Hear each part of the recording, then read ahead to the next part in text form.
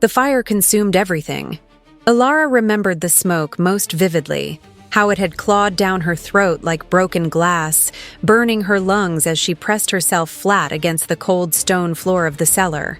Above her, the screams had already stopped. The wood beams cracked and groaned, collapsing inward with sounds like thunder, and through the narrow gap beneath the cellar door, she could see orange light dancing across the packed earth of her family's great hall. She was 15 years old, and she understood with perfect, terrible clarity that everyone she had ever loved was dead. The attack had come at moonrise during the autumn gathering, when the Mooncrest Pack had lowered its defenses to celebrate the harvest. Alara's mother had been laughing at something her father said, her hand resting on the swell of her pregnant belly, when the first howl split the night. Not a wolf's howl. Something darker, twisted with rage and power that made every instinct in Alara's young body scream danger. Her older brother Finn had grabbed her arm, his fingers digging hard into her flesh, and shoved her toward the kitchen. The cellar. Now, don't come out no matter what you hear. She had obeyed. She always obeyed Finn. And so she had lived while he died, while they all died, while the warlord Cassius Gravemarrow and his pack of rogues tore through Mooncrest territory like a plague. She had hidden in the dark with her hands clamped over her mouth to stifle her sobs, breathing in the smell of stored potatoes and dried meat and old earth, and she had survived. When the sounds above finally stopped and dawn broke gray and cold through the cellar's single window, she had climbed out into a world of ash and blood and silence. 10 years had passed since that night. 10 years of running, of hiding, of smothering everything that made her a wolf until she could almost believe she was human. Almost. Alara Thornwood, as she now called herself, lived in the fog-choked town of Silverbridge, perched on the northern edge of the Blackthorn territories where the Serpent River met the sea. It was a place where humans and shifters mixed uneasily, where the taverns smelled of fish and wet wool, where people minded their own business and asked few questions. Perfect for a ghost. She worked at the Riverwalk Inn, a sagging 3-story building with water-stained walls and rooms that smelled perpetually of damp. The work was hard and the pay was poor, but the owner, Mrs. Aldrich, was a practical woman who cared more about whether you showed up on time than where you came from. Alara served ale and stew to fishermen and merchants, changed sheets, scrubbed floors, and kept her head down. She wore her dark hair in a severe bun, dressed in shapeless gray dresses that hid her figure, and had perfected an expression of pleasant blankness that discouraged conversation.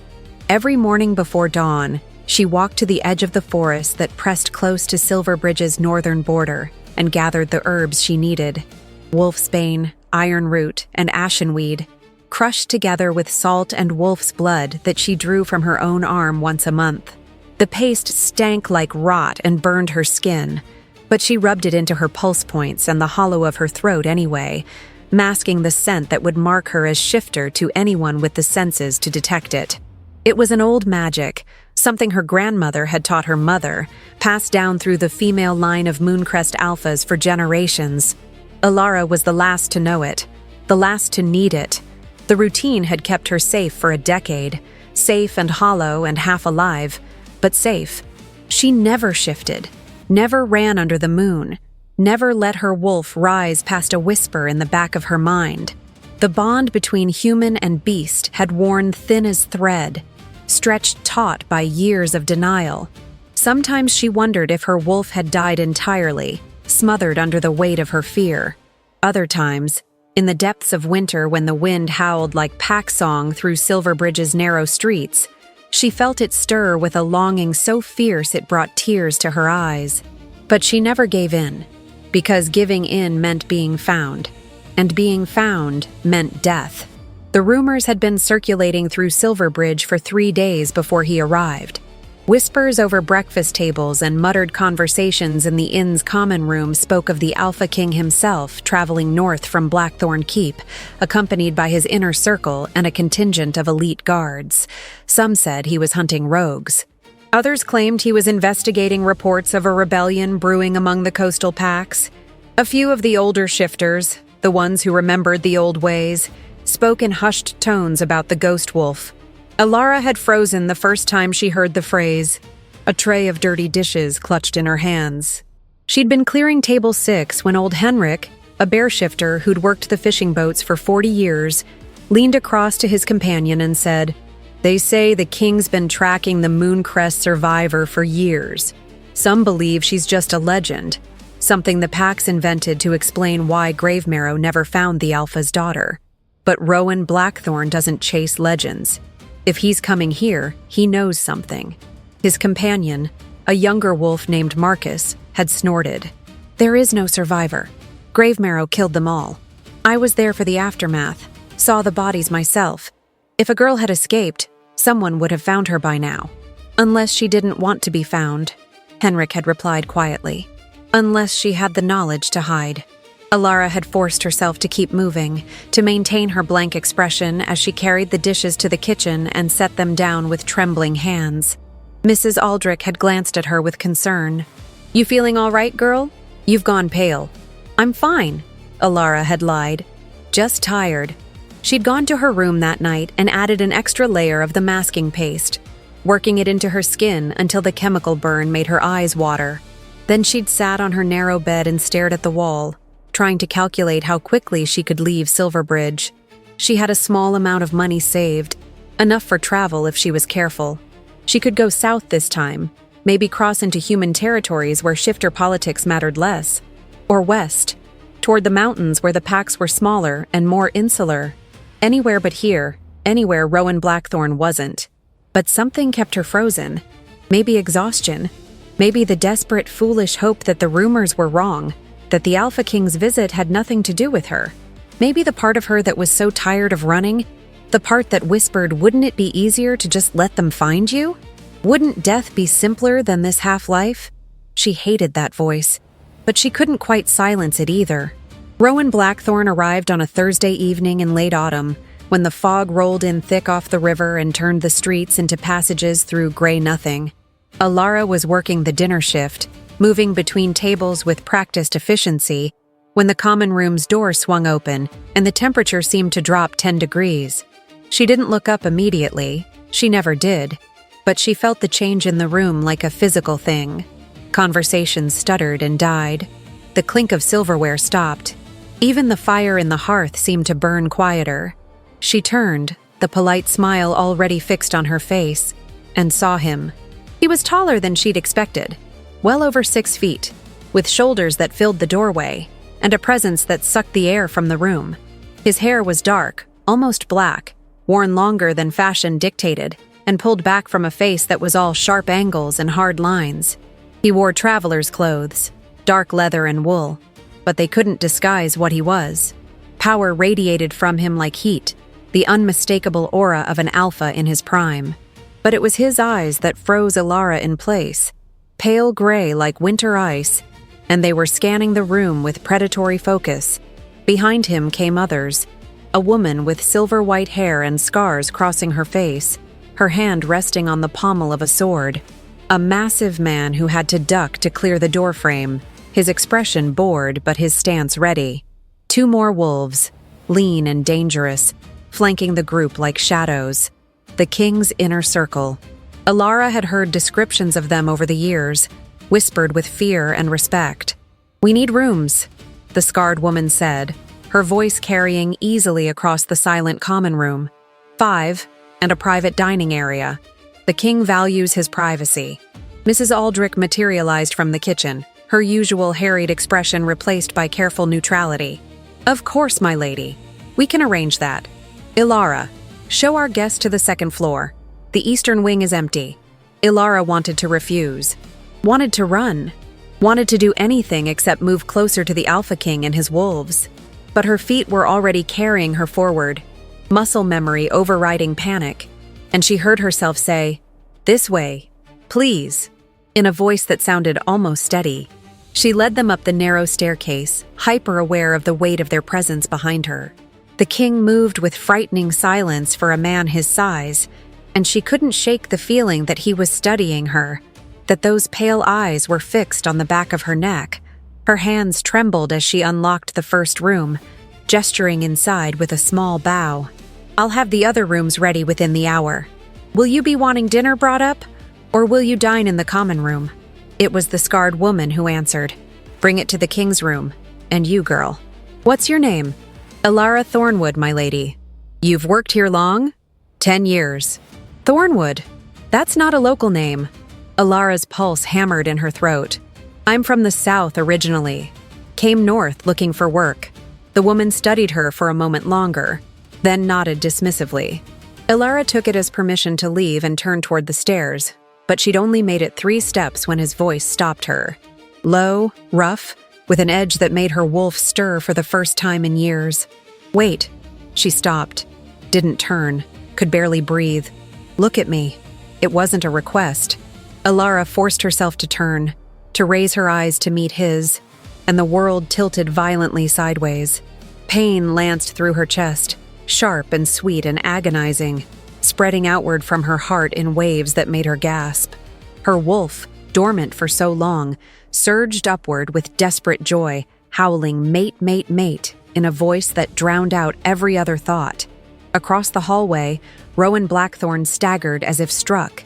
His hand shot out, bracing against the doorframe, and his eyes, those cold gray eyes, blazed suddenly with gold light. She watched the shock ripple across his face, followed immediately by something that looked almost like fury. No, he said, the word sharp as breaking glass. That's not possible. Elara couldn't speak, could barely stand. The mate bond had come to life between them like a living thing, a chain of fire and need and recognition that wrapped around her ribs and pulled tight. She'd heard about bonds, everyone had, but the stories hadn't prepared her for this, for the way her entire body ached toward him even as her mind screamed to run, for the sudden certainty that this man, this dangerous stranger, was hers in some fundamental way that transcended logic or choice. The scarred woman had her sword half drawn, her eyes darting between them. Rowan? The king didn't answer.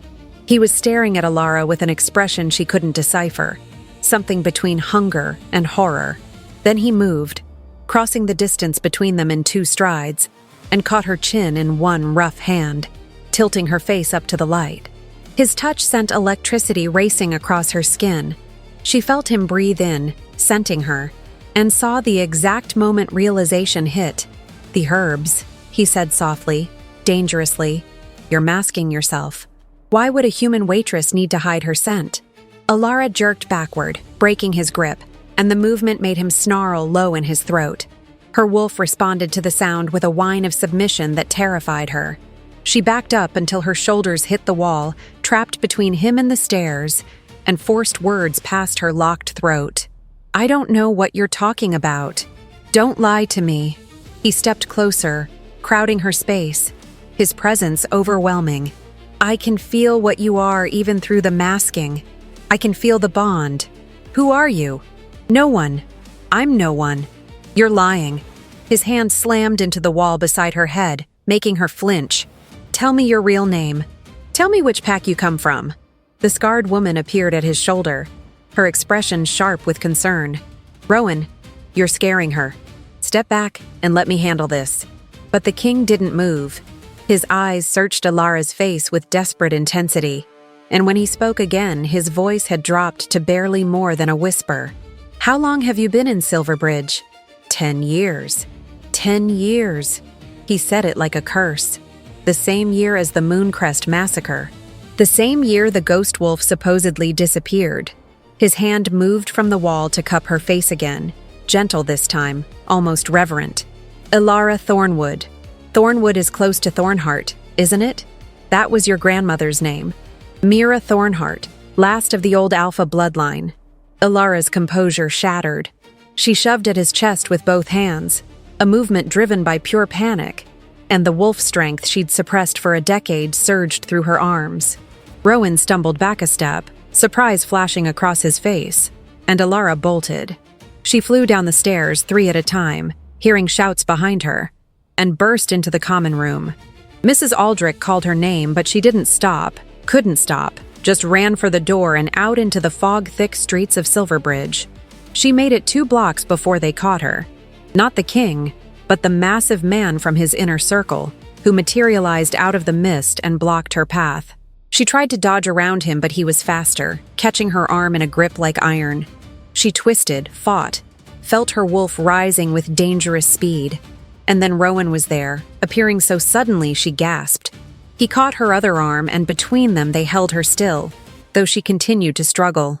"Stop," the king commanded, and the alpha dominance in his voice crashed over her like a wave. Her body obeyed before her mind could resist, going still in their grip. She hated him for it, hated herself for responding, hated the mate bond that sang with satisfaction at his nearness despite everything. "We're not going to hurt you. Just come back to the inn. We need to talk. Let me go," she managed through gritted teeth. "Please, just let me go. I can't." His eyes had returned to gray, but the intensity in them hadn't diminished. "You're my mate. You're the Mooncrest survivor. Do you have any idea how long I've been searching for you? I don't care. I don't want to be found. I don't want any of this." Too late. His grip tightened fractionally. "You're coming with me, Alara. Back to Blackthorn Keep. We'll figure out the rest from there." She wanted to keep fighting. Wanted to shift right there in the middle of Silverbridge and run until her legs gave out. But exhaustion was crashing over her in waves, 10 years of fear and isolation and denial finally catching up. And when the king pulled her gently but inexorably back toward the inn, she found she didn't have the strength to resist. The last survivor of Mooncrest Pack, the ghost wolf who had hidden successfully for a decade, allowed herself to be led into captivity by the one person she could never escape. Her mate. Her doom. The Alpha King who would drag her back into the world she'd sacrificed everything to leave behind. The Ghost Wolf's Return. Part 2. They brought her back to the inn in silence. The fog had thickened, turning the world into a gray blur where sound traveled strangely and distance became meaningless. Alara walked between the king and his massive companion, feeling the weight of curious eyes from darkened windows and doorways. News would spread by morning. The Alpha King had dragged a girl through the streets, and in a place like Silverbridge, such things became legend. Mrs. Aldrich stood in the inn's doorway, her face pinched with worry. She reached for Alara as they approached, but the scarred woman intercepted her smoothly. "The girl is fine. She had a shock, that's all. The king will compensate you for any inconvenience." She pressed a heavy coin purse into the older woman's hands, the message clear. "Ask no questions. See nothing. Forget this happened." Mrs. Aldrich looked at Alara, her eyes searching, and Alara tried to convey reassurance she didn't feel. "It's all right," she said softly. "Really, I'm all right." It was a lie, and they both knew it. But Mrs. Aldrich nodded slowly and stepped aside. The king guided Alara through the empty common room and up the stairs to his room, the largest in the eastern wing. She expected him to push her inside, to lock the door and begin interrogating her properly. But instead, he paused at the threshold and released her arm. His touch left burning marks on her skin that had nothing to do with temperature. "Sit," he said, gesturing to the room's single chair. "Please." The please surprised her. She obeyed, more from shock than submission, and watched as he moved to the window and stood staring out at the fog-shrouded street. The massive man who'd helped capture her took up position by the door, arms crossed, expression unreadable. The scarred woman entered a moment later, carrying a tray with bread, cheese, and watered wine. She set it on the small table beside Alara without a word. The king spoke without turning. "Leave us, Kira. You too, Garrett. Stand outside. Make sure we're not disturbed." The scarred woman, Kira, hesitated. "Rowan, is that wise?" She ran. "She could be dangerous. She's terrified." His voice was flat. "And she's my mate. I'm not going to hurt her and she's not going to hurt me. Go." They went, though Kira cast one last warning look at Alara before pulling the door shut. The silence that fell was suffocating. Alara sat rigid in the chair, her hands clenched in her lap, watching the king's broad back and trying to slow her racing heart. The mate bond hummed between them like a plucked string, making her painfully aware of every breath he took, every slight shift in his posture. It was invasive and intimate, and she hated it with a desperation that made her chest ache. "Eat something," he said finally, still not looking at her. "You're malnourished. I can smell it on you even through the masking." "I'm fine." "You're not." He turned then, and the exhaustion etched into his face startled her. He looked older than his 32 years, burdened by something heavy and unrelenting. When's the last time you had a decent meal? Or shifted? Or let yourself be what you are? Alara said nothing. She wouldn't give him ammunition. Rowan crossed the room and crouched in front of her chair, bringing himself to eye level. This close, she could see the faint scars crossing his jaw and throat, the silver threading through his dark hair at his temples. He smelled like pine and snow and something uniquely him that made her wolf keen with longing. "I need you to understand something," he said quietly. "I'm not your enemy. I know you're frightened. I know you've been hiding for good reason. But running isn't going to work anymore. The bond has formed. Even if you disappear again, I'll be able to find you now. We're connected. I didn't ask for this connection. Neither did I." Something raw flickered across his face. "Do you think I wanted a mate? Do you think I wanted this complication in my life right now? The Northern Territories are fracturing. I have 3 alphas openly challenging my authority, and 2 more waiting to see if I'm weak enough to topple. I needed a strategic alliance, a carefully chosen Luna who could strengthen my position and unite the packs." He laughed, the sound bitter. "Instead, fate gives me a ghost. A traumatized runaway who can barely stand to be in the same room with me." The words stung more than they should have. Alara lifted her chin. "Then reject me. Break the bond. Let me go back to my life." "I can't." The admission seemed to pain him. "Bonds don't work that way. Once formed, they can't be broken without killing both parties. And even if I could, I wouldn't." His hand moved as if to touch her face, then fell away. "You're the Mooncrest survivor. You're the last of an alpha bloodline that goes back 500 years. Your existence changes everything." "I'm no one," Alara said desperately. "I'm a waitress. I serve drinks and wash dishes, and my bloodline died 10 years ago with everyone I loved. Let that be enough." "It's not enough." Rowan stood, beginning to pace the small room like a caged wolf. Cassius Gravemarrow has been consolidating power in the Eastern Territories. He's built an army of rogues and displaced wolves, all of them loyal to him alone. 6 months ago, he started making noises about challenging for the crown. He claims I'm unfit to rule because I have no Luna, no mate to balance my power. The old laws say an unmated alpha can be challenged by any wolf strong enough to take him. Alara's blood ran cold. Gravemarrow is still alive? Very much so, and very interested in finishing what he started at Mooncrest. Rowan stopped pacing and fixed her with those pale eyes. "He's been searching for you, too. Not as long as I have, but recently his efforts intensified. I think he knows about the Mooncrest magic, the old bloodline gifts your family carried. He wants them for himself." "There's no magic," Alara said automatically. "That's just stories." "Is it?" Rowan's gaze sharpened. "Then how have you hidden your scent for 10 years? How did you survive the massacre when every other member of your pack was slaughtered? How did you disappear so completely that not even my best trackers could find a trail?" He moved closer again, his presence overwhelming. "I've been Alpha King for 7 years. Before that, I spent 5 years hunting the rogues who destabilized the Northern Territories. I know what I'm doing, Alara. And I'm telling you that what you've accomplished shouldn't be possible unless you have access to magic most shifters don't even believe exists anymore." She wanted to deny it, wanted to laugh in his face and call him crazy. But the pace burning against her pulse points was proof enough. Her grandmother had called it the Thornheart Veil, a secret passed through the female line, and she'd taught Alara's mother to make it during a summer visit when Alara was barely old enough to remember. "To hide is sometimes to survive," her grandmother had said, her weathered hands crushing herbs in a stone bowl. "Remember that, little one. The world is not always kind to wolves who stand in the light." Alara had been 12 when her mother taught her the formula, 14 when she'd perfected it, 15 when she'd used it to become invisible and had spent the last decade proving her grandmother right. Rowan watched understanding dawn on her face. "You do have it. The veil magic. That's how you've stayed hidden." He ran a hand through his hair, frustration evident. "Do you have any idea what that means? If Gravemarrow gets his hands on you, if he forces you to teach him—" "He can't," Alara interrupted. "The veil only works for Thornheart blood.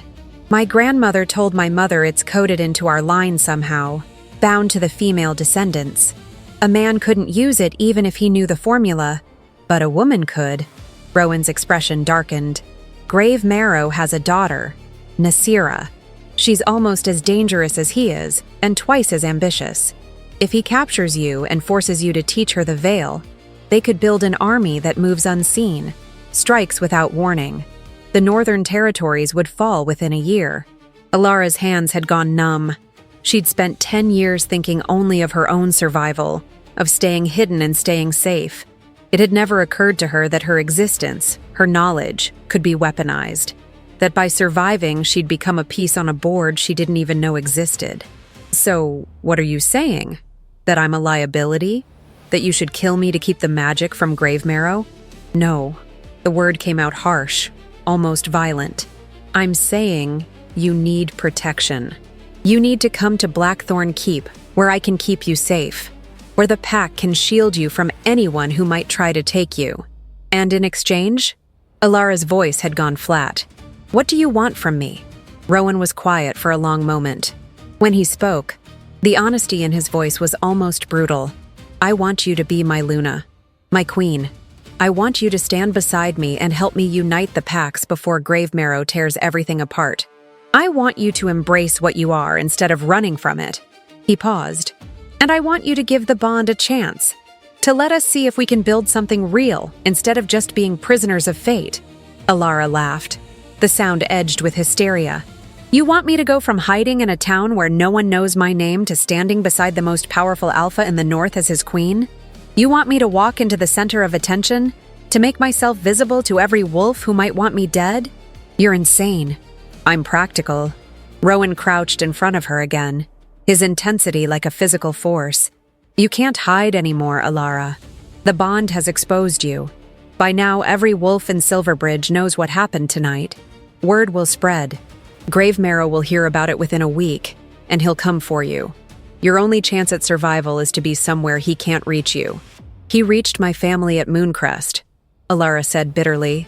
We had walls and warriors, and my father was one of the strongest alphas in the north.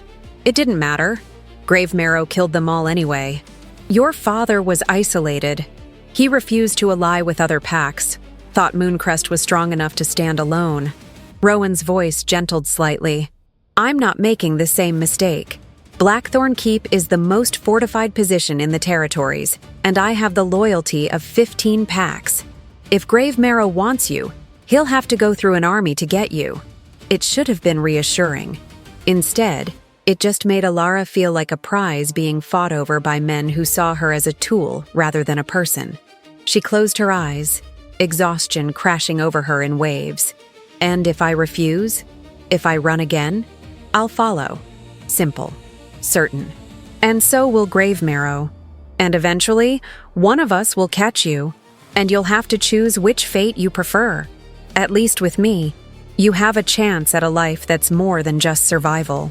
Alara wanted to argue, wanted to tell him that her half-life in Silverbridge was enough, that she'd rather die than step back into the world of packs and politics and power. But even as the thoughts formed, she knew they were lies. She was so tired. Tired of hiding, tired of masking, tired of suppressing her wolf until she felt like half a person. The bond pulled at her with seductive promise, whispering that this man could give her safety, purpose, maybe even happiness if she was brave enough to reach for it. But bravery had died with her family 10 years ago. All that remained was fear and the desperate will to survive. Rowan seemed to read her thoughts in her face. He stood slowly, giving her space. You don't have to decide tonight. Rest, eat. We'll leave for Blackthorn Keep in the morning. He moved toward the door, then paused with his hand on the handle. For what it's worth, I'm sorry. About your family, about what happened to you, about dragging you back into all of this when you clearly just want peace. He glanced back at her, and something in his expression made her chest tighten. But I'm not sorry the bond formed, even if you hate me for it. Then he was gone, and Alara was alone with the tray of food she couldn't eat and a future she couldn't escape. She sat in the chair until her legs went numb, staring at nothing.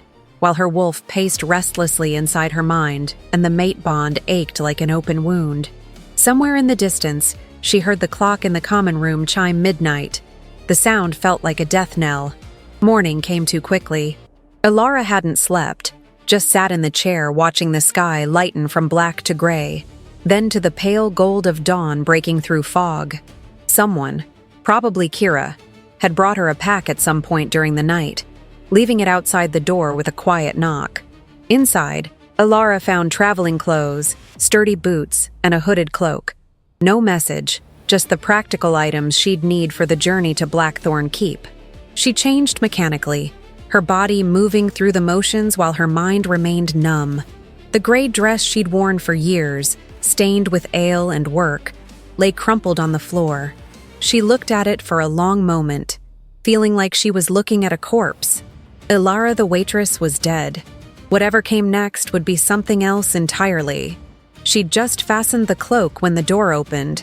She spun, heart leaping, but it was only Kira. The scarred woman studied her with sharp eyes that missed nothing. "You look terrible," she said bluntly. "Did you sleep at all?" "No." "Eat?" "No." Kira sighed and moved into the room, producing a wrapped bundle from her coat. "Bread and dried meat.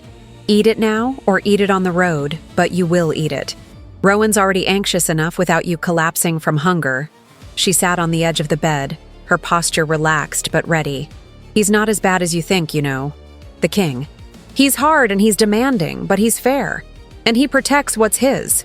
I'm not his." The words came out sharper than Alara intended. Kira's smile was wry. "The bond says otherwise, but I understand. You don't know him, don't trust him. You don't know any of us. We're dragging you away from the only security you've had in a decade." She leaned forward, her expression serious. "But let me tell you something, girl. I've served Rowan Blackthorn for 6 years.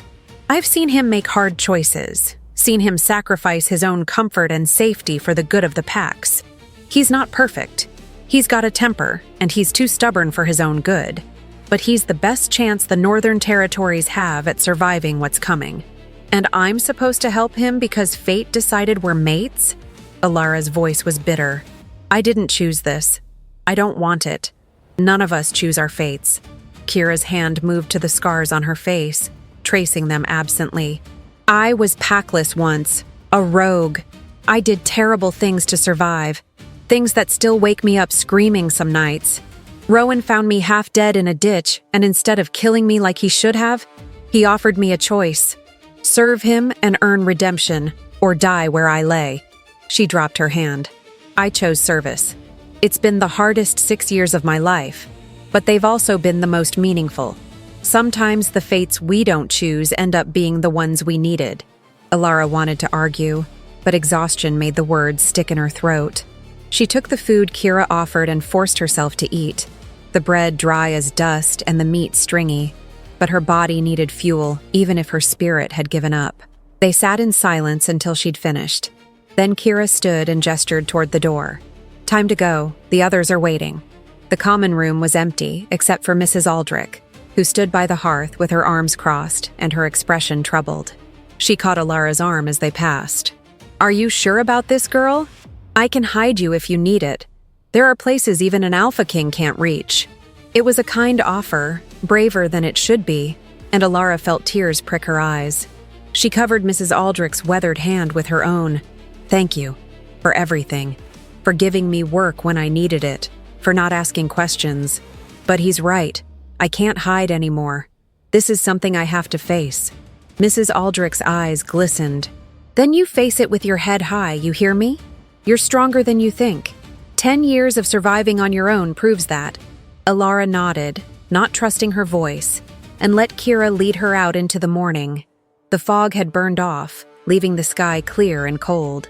Rowan stood beside a group of horses, speaking quietly with Garrett and the 2 other wolves from his inner circle. He looked up as Alara approached, and the bond flared between them with painful intensity. "Ready?" he asked. "No," Alara answered honestly. "But I don't think that matters." Something that might have been sympathy crossed his face. "It matters. But you're right that we're going anyway." He moved to one of the horses, a gray mare with kind eyes, and held the reins out to Alara. "Can you ride?" "It's been a while, but yes." "Good. It's a 4-day journey to Blackthorn Keep. We'll take it easy, stop frequently. If you need anything, tell me or Kira." He hesitated, then added quietly, "And if you want to run, if this becomes too much, tell me before you bolt. Please. I'd rather talk it through than chase you down again." The request was so unexpected, so careful, that Alara found herself nodding before she'd consciously decided to. Rowan's shoulders relaxed fractionally. He helped her mount, his hands brief and impersonal on her waist, then swung onto his own horse with practiced ease. The others mounted as well, forming a loose protective circle around Alara and the king.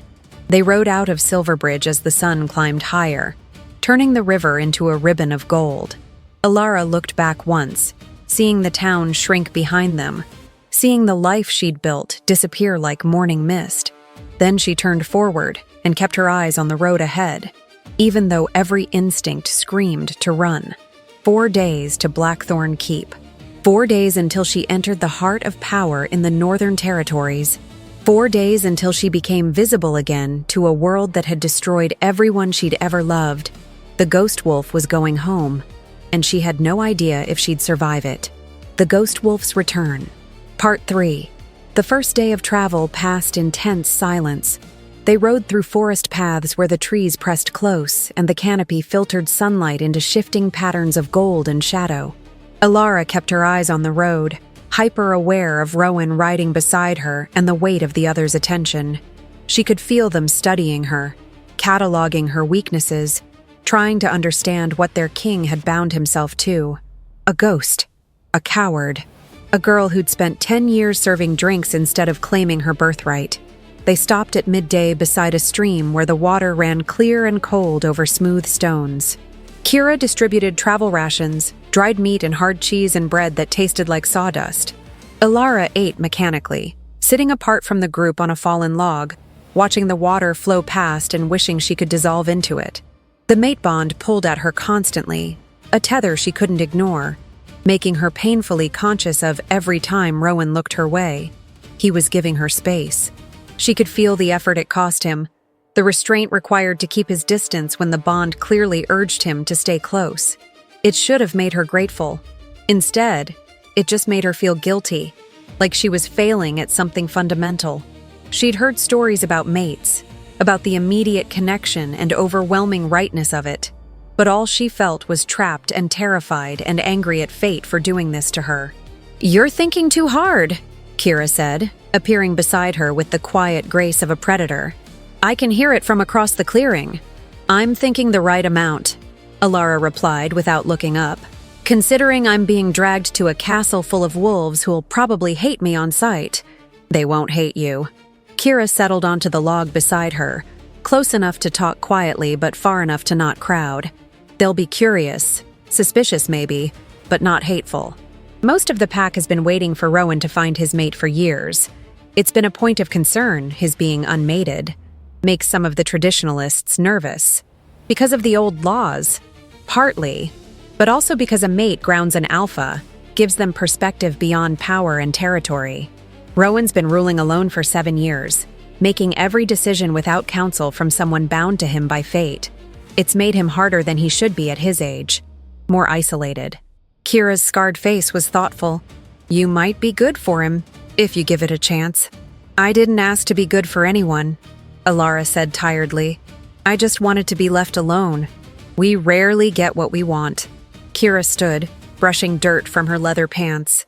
"But sometimes we get what we need instead. Think about that." She walked away before Alara could respond, rejoining Garrett and the others. Rowan caught Alara's eye across the clearing and raised an eyebrow in silent question. "Are you all right?" She nodded slightly, a lie they both recognized, and he turned back to his conversation with Garrett. The small exchange left her feeling strangely hollow. They remounted and rode until dusk began settling purple and gold through the trees. Rowan called a halt in a small clearing where someone, probably his scouts, had already set up camp. 2 tents, a fire ring with wood stacked ready, and a perimeter that suggested this was a regular stopping point for the king's travels. Alara dismounted on shaking legs, her body protesting hours in the saddle after years of disuse. "You'll be sore tomorrow," Rowan said, appearing at her side. "Kira has a salve that helps. Ask her before you sleep." "I'm fine." "Alara." He said her name with infinite patience. "You don't have to pretend with me. I can feel your discomfort through the bond. Let Kira help you." The admission that he could feel her pain made something hot and uncomfortable twist in Alara's chest. "Can you feel everything? Every emotion? Not details. More like echoes.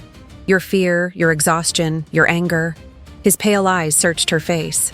"It goes both ways. You'll start feeling me too as the bond strengthens.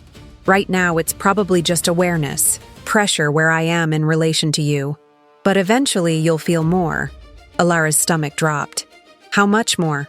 "Enough to know if I'm in danger. Enough to sense my moods. Not enough to read my thoughts if that's what worries you." He paused. "The bond doesn't erase privacy, Alara. It just makes lying harder." She wanted to ask more, wanted to understand exactly what she was dealing with, but exhaustion and fear made the words stick. Rowan seemed to understand. He gestured toward one of the tents. "That one's yours. Kira will share it with you. I'll be in the other with Garrett. The others will keep watch in shifts." He hesitated, then added quietly, "You're safe here. I promise." Alara nodded and moved toward the tent, feeling his eyes on her back until she ducked inside. The interior was simple but comfortable. 2 bedrolls separated by a small lantern, a pack with supplies. She sank down onto one of the bedrolls and let her head fall into her hands, breathing slowly until the urge to cry passed. Kira entered a while later carrying the promised salve and a water skin. She worked in efficient silence, showing Alara how to rub the salve into her aching muscles, then left her alone with a blanket and instructions to sleep. But sleep wouldn't come. Alara lay in the dark listening to the sounds of the camp, the low murmur of voices around the fire, the rustle of wind through trees, and underneath it all, the steady pull of the bond drawing her attention to the tent where Rowan slept. She could feel him there, a warm presence in her mind like a banked fire. It should have been invasive, but instead felt almost comforting. A reminder that she wasn't entirely alone even in her fear. The realization disturbed her more than the bond itself. She didn't want to find comfort in Rowan Blackthorn. Didn't want to soften toward the man who was dragging her into danger. But fate apparently didn't care what she wanted. Sometime near dawn, she finally slept. And when she did, she dreamed of fire and blood, and her mother's voice calling her name. The second day was worse. Alara's muscles screamed protest with every movement, the salve only dulling the worst of the pain. They rode through hillier terrain where the forest thinned and rocky outcroppings jutted like broken teeth from the earth. The weather turned cold, a biting wind from the north that cut through Alara's cloak and made her eyes water. Rowan noticed her discomfort immediately. He called a halt earlier than planned, choosing a sheltered spot among the rocks where the wind couldn't reach. While the others set up camp, he approached Alara with a steaming cup in his hands. "Tea," he said simply. "It'll help warm you." She took it, the heat seeping into her frozen fingers. The tea was bitter but good, laced with herbs she recognized from her mother's remedies. "Thank you. You should have said you were cold. I would have stopped sooner. I didn't want to slow us down." Rowan's expression tightened. "You're not a burden, Alara. Stop treating yourself like one." He settled onto a nearby rock, his large frame somehow making the uncomfortable perch look natural. "Can I ask you something?" Wariness crept up her spine. "I can't stop you." "You can. If you don't want to answer, say so. I'll respect it." He was quiet for a moment, staring out at the darkening sky. What was it like, hiding for 10 years, never shifting, never running? How did you bear it? The question surprised her with its gentleness. Alara wrapped her hands tighter around the cup, using the heat to anchor herself. "I don't know if I did bear it. Some days I think I just went numb. Shut down everything that made me a wolf until I was barely alive. Other days..." She trailed off, unsure how to explain the hollow ache that had become her constant companion. "Other days you wanted to run," Rowan finished quietly. "Wanted to shift and let your wolf free even if it killed you." "Yes." The admission felt like a confession, especially during full moons. My wolf would claw at my mind, begging to be released. I'd lock myself in my room at the inn and bite my own arm until I bled, using the pain to stay grounded, to stay human. She laughed, the sound bitter. Mrs. Aldrich probably thought I was insane. Rowan was silent for a long time. When he spoke, his voice was rough with something she couldn't identify. I'm sorry. For what you had to do to survive. For what survival cost you. Why do you care? Alara turned to look at him fully, searching his face for answers. You didn't know me. You spent years hunting for the Mooncrest survivor, but that was political, wasn't it? Strategic. So why does my suffering matter to you? Because you're mine. The words were simple, absolute. The bond doesn't just connect us physically, Alara. It means your pain is my pain. Your trauma is something I have to help you heal, not because it's my duty as king, but because I can't stand the thought of you hurting. His eyes met hers, and the raw honesty in them made her breath catch. I know you don't want this bond, don't want me, but it exists regardless, and I can't turn off what I feel any more than you can. Alara didn't know what to say to that. Part of her wanted to lash out, to tell him that feelings didn't matter when he was still forcing her to Blackthorn Keep against her will. But the larger part, the part connected to the bond, recognized the truth in his words. He was as trapped as she was, bound by fate to a woman who wanted nothing to do with him. At least she could hate him for it. He didn't even have that relief. I don't know how to do this, she said finally, her voice barely above a whisper. How to be what you need. I've spent so long being no one that I don't remember how to be someone. Then we'll figure it out together. Rowan stood, offering her his hand. One day at a time, one step at a time. No expectations beyond that. Alara looked at his outstretched hand for a long moment. Taking it would mean something, would be the first willing connection she'd made with him. But sitting in the cold, watching night fall over hostile territory, she found she didn't have the strength to keep fighting. She placed her hand in his, felt his fingers close warm and secure around hers, and let him pull her to her feet. The bond sang with satisfaction. For the first time since it formed, Alara didn't try to suppress the feeling. That night she slept better, and when the dreams of fire came, she woke to find the bond glowing steady in her mind like a lighthouse in the dark. The third day brought them into Blackthorn territory proper. The landscape changed, becoming more cultivated, with farms and small villages scattered among the hills.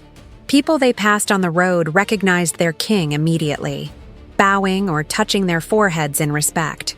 Children stared wide-eyed at the procession, whispering to each other behind cupped hands.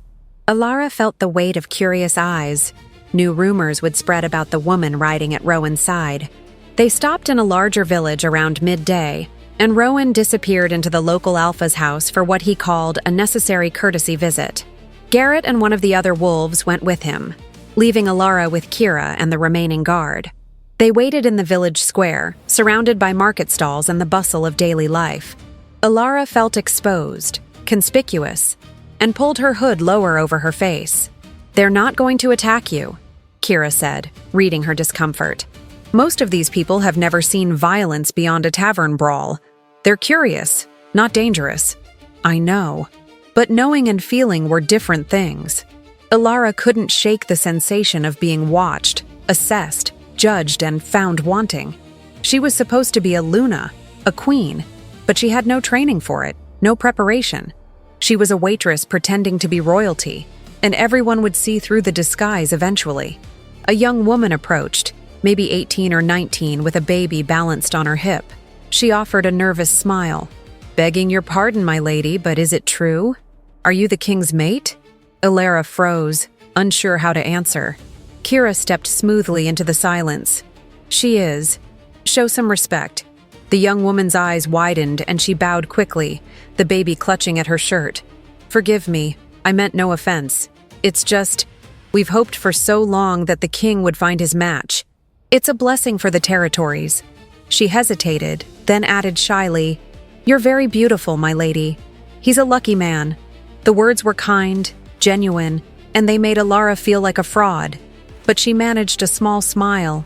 Thank you. That's very kind. The woman hurried away, whispering excitedly to her companions, and Alara felt something tight in her chest ease slightly. Not everyone would hate her. Not everyone would see her as a ghost pretending to be real. Maybe, just maybe, there was space for her in this new life. Rowan emerged from the Alpha's house an hour later looking grim. He remounted without explanation, and they rode out of the village in tense silence. Kira moved her horse closer to his, speaking too quietly for Alara to hear, and Rowan's expression darkened further. Something had happened, something that clearly troubled him. They made camp that night in another prepared clearing, this one closer to what Garrett called civilized lands. Rowan remained distant throughout the evening, conferring with his inner circle in low voices while Alara sat by the fire feeling useless. When the others finally dispersed to their tents, Rowan approached her with visible reluctance. "We need to talk," he said without preamble, "about what happens when we reach Blackthorn Keep." Ilara's stomach tightened. "All right." He settled beside her, close enough that she could feel his body heat but not touching. "The news of our bond has already spread. The village Alpha received a message this morning from one of the northern packs. They know about you, about your lineage." He paused, jaw working. "3 Alphas have formally requested an audience with me within the week. They're calling it a courtesy visit, but I know what it really is. They want to assess you, to see if you're strong enough to be Luna. And if they decide I'm not, then they'll challenge me for the crown, claim I've weakened myself by bonding to an Omega who can't even shift properly." His voice was bitter. "The old laws are specific. A Luna must be able to stand beside her king in both forms, must be able to defend herself and lead if necessary. You haven't shifted in 10 years, Alara. They'll use that against us." The words hit like physical blows. Alara had known, abstractly, that she'd have to shift eventually, but hearing it stated so baldly made panic claw up her throat. "I don't know if I can. My wolf, she's been suppressed for so long. What if I've damaged her? What if I can't shift anymore?" "You can." Rowan's hand found hers in the firelight, his grip warm and grounding. "The bond proves your wolf is still there, still strong. She recognized me even through 10 years of denial. You just need to let her free. And if I lose control, if she's been caged so long that she goes feral when released, then I'll be there to bring you back." His eyes held hers, steady and certain. "That's what mates do, Alara. We ground each other. Your wolf won't hurt you or anyone else, not with me there to anchor you." Alara wanted to believe him, wanted to trust that it would be that simple. But she'd spent a decade learning that nothing was ever simple, that safety was an illusion and trust got you killed. Still, she was running out of options, running out of time. "When?" she asked quietly. "Tomorrow night. We'll reach Blackthorn Keep by late afternoon. And after you've rested, we'll go to the shifting grounds. Just you and me. No one else watching. No pressure." His thumb traced circles on the back of her hand, the touch absent and soothing. "I know you're scared, but you're stronger than your fear, Alara. You've already proven that by surviving this long." She wasn't sure she believed him, but she nodded anyway. What choice did she have? Tomorrow she would reach Blackthorn Keep. Tomorrow her new life would truly begin. And tomorrow night, for the first time in 10 years, she would either reclaim her wolf or discover that she'd lost her forever in the ashes of Mooncrest. Sleep eluded her again that night. She lay in her bedroll listening to Kira's quiet breathing and feeling the bond pulse in her mind like a second heartbeat. Rowan was awake too. She could sense it, probably struggling with his own fears about what tomorrow would bring. The connection between them had strengthened over the past 3 days, becoming less jarring and more natural, like learning to walk after years of being still. She didn't love him, wasn't sure she even liked him, but the bond was teaching her that love and liking weren't prerequisites for connection. They were already tied together in ways that transcended choice, and fighting it was like fighting her own heartbeat, exhausting and ultimately futile. So when dawn broke gray and cold over the camp, Alara rose and dressed, and prepared herself to face whatever came next. The ghost was becoming real again, whether she wanted to or not, and Blackthorn Keep, with all its dangers and demands, was waiting. The Ghost Wolf's Return, Part 4. Blackthorn Keep rose from the landscape like a monument to power and permanence. Built from dark stone that seemed to drink in light rather than reflect it, the fortress sprawled across the top of a hill with walls thick enough to withstand siege and towers that pierced the sky like spears. As they crested the final ridge and the keep came into view, Alara felt her breath catch. This was no welcoming home. This was a statement, a warning, a place built to remind everyone who approached that the Alpha King commanded strength beyond measure. The road leading to the main gates was lined with wolves in human form, warriors standing at attention as their king passed. Alara counted at least 50, and she knew there would be more inside the walls. Rowan rode with his spine straight and his expression neutral, every inch the ruler. But through the bond, she could feel his tension. He was bringing his mate home for the first time, presenting her to his people, and the weight of that moment pressed on both of them like a physical thing. They passed through gates thick as tree trunks, iron-banded and inscribed with protective runes that made Alara's skin prickle. The courtyard beyond was massive, large enough to hold hundreds, and currently filled with what looked like the entire keep population. Wolves of all ages crowded the space, silent and watchful, their eyes fixed on Alara with undisguised curiosity.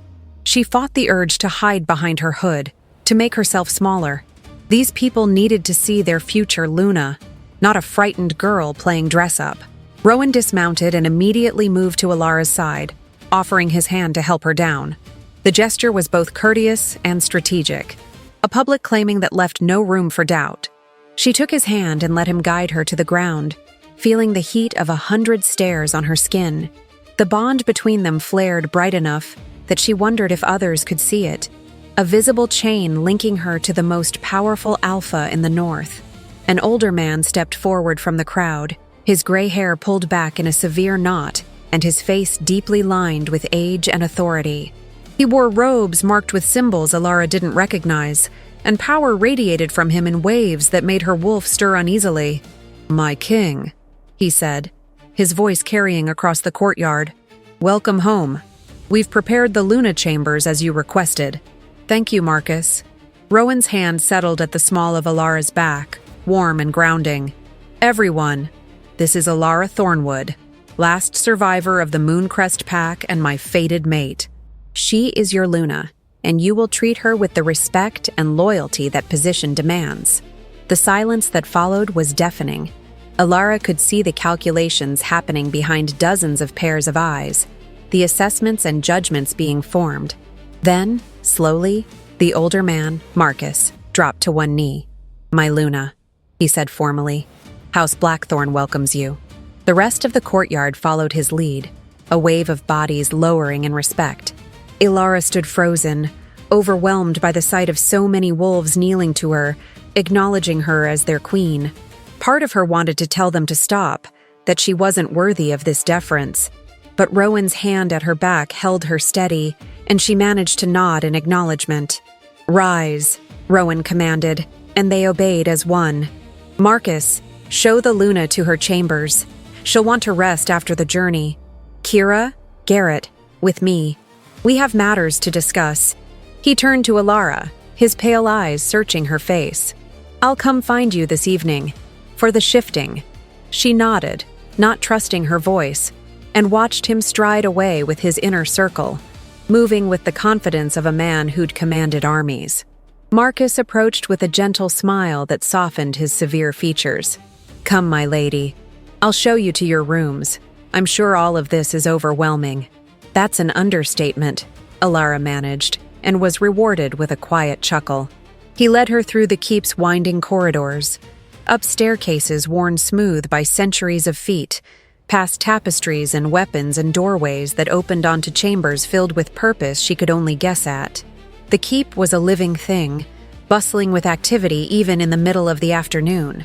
Wolves moved with purpose through the halls, nodding respectfully to Marcus and staring with barely concealed fascination at Alara. She kept her eyes forward and tried to project a confidence she didn't feel. The Luna chambers occupied the entire top floor of the eastern tower. Marcus pushed open carved double doors to reveal a suite of rooms that took Alara's breath away.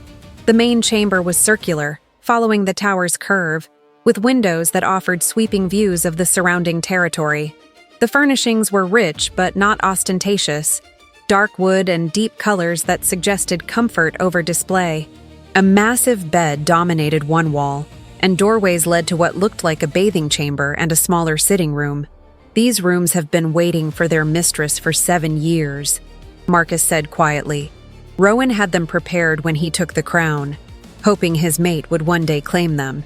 He'll be pleased to finally see them used. He gestured to a trunk at the foot of the bed. "We've provided clothing appropriate to your station. If anything doesn't fit or suit your taste, simply let the staff know. Dinner is served at sunset in the Great Hall, but the king mentioned you might prefer a tray brought to your rooms tonight, given the circumstances." "The circumstances," Ilara repeated faintly. Marcus's expression grew serious. "The shifting, my lady. It's no small thing what you're being asked to do. Reclaiming a wolf after so long dormant requires courage and strength. The king believes you possess both." He paused. "For what it's worth, I agree with him. You survived Mooncrest, survived a decade alone, survived the journey here. You're stronger than you realize." The kindness in his voice made Ilara's throat tight. "Thank you, Marcus. That means more than you know." He bowed and left her alone in the magnificent chambers that were somehow supposed to be home. Ilara stood in the center of the room for a long time, turning slowly to take it all in, trying to reconcile the girl who'd scrubbed floors in Silverbridge with the woman who now commanded a tower in Blackthorn Keep. The two versions of herself felt impossibly distant, separated by more than just 10 years and a few hundred miles. Eventually, exhaustion drove her to the bed. She lay down on top of the covers, intending to rest her eyes for just a moment, and woke hours later to find the sun setting gold and crimson through the western windows. Someone had covered her with a blanket while she slept, a small kindness that made her chest ache. A tray of food sat on the table near the bed, still warm, and she ate mechanically while watching the light fade from the sky. Rowan arrived as the last traces of sunset bled away into twilight. He knocked once and entered when she called permission, looking as tired as she felt. He'd changed from his travel clothes into simple dark pants and a loose shirt, his hair damp like he'd recently bathed. The casualness of his appearance made him seem more human, less the distant king, and more just a man facing a difficult task. "How are you feeling?" he asked, crossing to stand by the window where she sat. "Terrified," Ilara answered honestly. "Exhausted. Confused about why I'm here and what I'm supposed to do." She looked up at him. "How are you feeling?" The question seemed to surprise him. "Concerned, hopeful, aware that I'm asking something enormous of you and wishing there was another way." He held out his hand. "Ready?" Ilara stared at his outstretched palm for a long moment, feeling the weight of the choice before her. She could refuse, could lock herself in these beautiful chambers and refuse to shift, refuse to try, refuse to become what they needed her to be. But refusal would only delay the inevitable, and delay would give their enemies time to grow stronger. She'd spent 10 years running from her nature. Maybe it was time to run toward it instead. She placed her hand in his and stood, ready as I'll ever be. They left the keep through a side entrance, avoiding the main halls where curious eyes might follow. The shifting grounds were located in a sheltered valley about a mile from the fortress, ringed by ancient trees and floored with soft grass that glowed silver in the moonlight.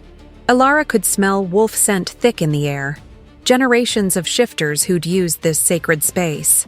The moon was 3/4 full, bright enough to see clearly, but not so full that the pull would be overwhelming. Rowan led her to the center of the clearing and released her hand, stepping back to give her room. "There's no right way to do this," he said quietly. "No technique or trick. You just have to reach for your wolf and let her come. I'll be right here the entire time." Ilara nodded, her mouth too dry for words. She closed her eyes and reached inward, searching for the presence she'd suppressed for so long. For years, her wolf had been nothing but a whisper, a distant echo she could safely ignore. But now, with the bond humming in her chest and the moonlight on her face, she felt it stir. Felt her responding to the call like a prisoner hearing the key turn in her cell. Fear spiked through her. What if she was feral after so long caged? What if she couldn't control the shift? What if her wolf blamed her for the years of denial and refused to submit? The questions spiraled through her mind, feeding her panic, until Rowan's voice cut through the noise. "Alara, look at me." She opened her eyes to find him watching her with steady patience. "I can feel your fear through the bond. It's all right to be afraid, but don't let the fear win. Your wolf is part of you, not something separate. She wants to be free, yes, but she doesn't want to hurt you. Trust her. Trust yourself. I don't know how. Then trust me." He moved closer, not quite touching, but near enough that she could feel his warmth. "I won't let anything happen to you. If you lose control, I'll bring you back. That's a promise." Alara wanted to argue, wanted to list all the ways this could go wrong, but the bond was pulling at her insistently, urging her to try, to risk, to reclaim what she'd lost. She took a shaking breath and reached inward again, this time pushing past her fear to find the core of wildness that waited in her soul. Her wolf rose to meet her like a tide. The shift hit her with brutal force, 10 years of suppression breaking all at once. Her bones cracked and reformed, agony lancing through every nerve as her body remembered what it meant to be more than human. She tried to scream, but the sound emerged as a howl, raw and primal. And then she was falling forward, catching herself on 4 legs instead of 2. The world exploded into sensation, scents and sounds magnified 100-fold, and her wolf surged forward with desperate joy. Run, hunt, free. The words pounded through her mind like a heartbeat, drowning out everything else. She spun in a circle, disoriented by the flood of input, and caught Rowan's scent on the wind. Alpha. Strong. Dangerous. Her wolf didn't recognize him as mate. Not yet. Just as potential threat. And she backed up with her hackles raised and teeth bared. Rowan didn't move. He stood perfectly still, hands loose at his sides, his eyes locked on hers. "Easy," he said, his voice calm and low. "You're all right. You're safe. Just breathe." But breathing was the last thing on her wolf's mind. She wanted to run, needed to run, felt the compulsion like fire in her veins. She bolted toward the tree line, heard Rowan shout her name, and then she was among the trees with the night air streaming past and her paws eating up ground. Freedom. After 10 years of denial, she was finally, gloriously free. She ran until her lungs burned and her legs trembled, until the first wild edge of joy had dulled enough for thought to creep back in. Then she stopped in a small clearing, panting hard, and realized she had no idea where she was. The keep was behind her somewhere, but direction had become meaningless in the mad rush to escape. Panic, different from before but just as sharp, clawed at her mind. She was lost, alone, vulnerable. A howl split the night, deep and commanding, and her wolf's head snapped up. Alpha. The call resonated in her bones, pulling her like a compass toward north. She followed it instinctively, moving through the forest with new caution, and emerged into another clearing to find Rowan waiting. He'd shifted. His wolf was massive, easily half again her size, with fur so dark it seemed to absorb moonlight. His eyes glowed gold in the darkness, fixed on her with predatory intensity. He took a step forward and she backed up, still not sure whether to see him as safety or threat. Then he lowered his head in a gesture of submission that shocked her into stillness. The Alpha King was bowing to her, acknowledging her right to be afraid, to be uncertain, to need time. The gesture was so unexpected, so careful, that something in Alara's wolf relaxed. This male, this powerful alpha, wasn't trying to dominate her. He was offering her choice, safety, partnership. She took a tentative step toward him, then another. He remained still, letting her approach at her own pace, until she was close enough to touch. She pressed her muzzle against his shoulder, breathing in his scent, and felt the bond flare bright between them. Her wolf recognized him finally, the instinct clicking into place like a lock finding its key. Mate. Safe. Home. They stood together in the moonlight, while Alara's breathing steadied, and her wolf settled into a peace she hadn't known in a decade. Then Rowan turned and started walking back toward the keep, glancing over his shoulder to make sure she followed. She did, staying close to his flank, drawing comfort from his solid presence. The run back was slower, almost leisurely, giving her time to adjust to her wolf body and remember what it felt like to move on 4 legs. When they reached the shifting grounds, Rowan changed back first, the transformation smooth and practiced. He stood naked in the moonlight, completely unself-conscious, and gestured for her to shift as well. Alara hesitated, suddenly aware that she had no idea how to trigger the change back. She'd managed it once through sheer desperation, but now, trying to force it deliberately, nothing happened. Rowan approached carefully, kneeling to bring himself to her level. It's all right. Sometimes it takes a minute to remember. Just reach for your human side the same way you reached for your wolf. The shift will follow. She tried, pushing at the wildness in her mind, seeking the human consciousness underneath. For a terrifying moment, nothing happened, and she thought she might be trapped in wolf form forever. Then her bones began to crack again, the pain almost welcome in its familiarity, and she was collapsing onto the grass in human form, gasping and shaking. Rowan immediately wrapped her in a cloak he'd brought, covering her nakedness with brisk efficiency. "You did it," he said, and the pride in his voice was unmistakable. "Alara, you did it. You shifted and came back. Do you know how remarkable that is?" She was trembling too hard to answer. The shift had drained her completely, leaving her feeling hollowed out and raw.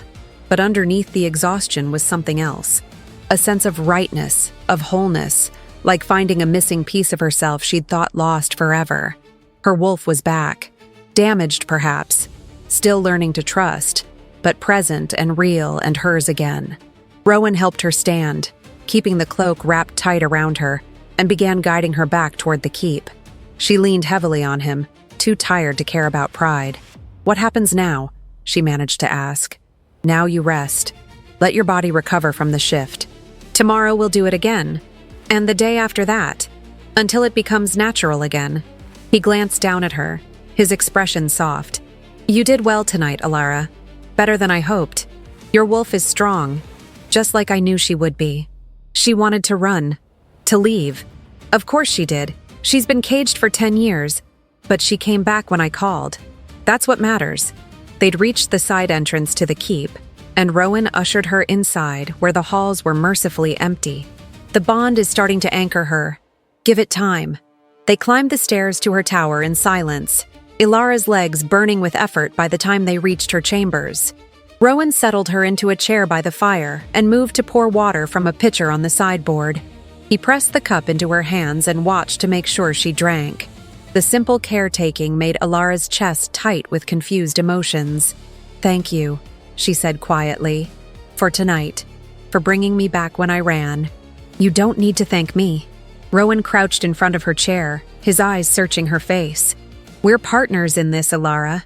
What benefits you benefits me. What hurts you hurts me. That's what the bond means." He hesitated, then added, "I know you didn't choose this, any of this, but I hope, eventually, you'll find it's not as terrible as you feared." Before she could respond, someone knocked urgently on the door. Rowan's expression hardened immediately. He stood and moved to answer it, opening the door just enough to speak to whoever waited outside. Alara heard Kira's voice, low and urgent, and saw Rowan's shoulders tense. "When?" he asked sharply. "An hour ago. They're demanding an immediate audience." "Of course they are." He scrubbed a hand over his face, then turned back to Alara. "I have to go. The alphas I told you about, the ones who want to assess you, they've arrived ahead of schedule. I need to deal with them before they cause problems." "Now? In the middle of the night?" "Alphas don't follow convenient schedules." His expression was grim. "Get some rest. I'll have Kira station guards outside your door, just as a precaution. The keep is safe, but I don't take chances with your security." He left before she could argue, his long strides eating up distance as he disappeared down the tower stairs. Alara sat alone in her chambers, the fire crackling quietly, and felt the weight of her new reality settling over her like a shroud. The shift tonight had been a beginning, a first step toward reclaiming herself, but tomorrow would bring new challenges, new threats, new reasons to question whether she was strong enough for the role fate had thrust upon her. Through the bond, She could feel Rowan's anger and frustration, the emotions sharp enough to make her wince. The Alphas had come early to throw him off balance, to press their advantage before the new Luna had time to find her footing. It was a calculated insult, and they both knew it. Ilara finished her water and moved to the bed, crawling under the covers without bothering to change from the cloak. Exhaustion pulled at her like a tide, but sleep felt impossible with her mind churning through everything that had happened. She'd shifted, reclaimed her wolf, taken the first real step toward becoming what Blackthorn Keep needed her to be. But as she lay in the darkness listening to guards take up position outside her door, she couldn't shake the feeling that tonight had been the easy part. The real test was still coming, and she had no idea if she'd be strong enough to survive it. Morning came too quickly, announced by someone knocking insistently on her chamber door. Ilara dragged herself from sleep, every muscle in her body screaming protest from the previous night's shift. She'd forgotten how much the transformation took out of you, the way it left you feeling wrung out and tender. She called permission to enter, and Kira appeared, carrying a tray of breakfast and wearing an expression that promised no nonsense. "Up," she said without preamble. "You need to eat, dress, and prepare yourself. The Alphas are demanding to meet you this morning, and Rowan can only stall them for so long."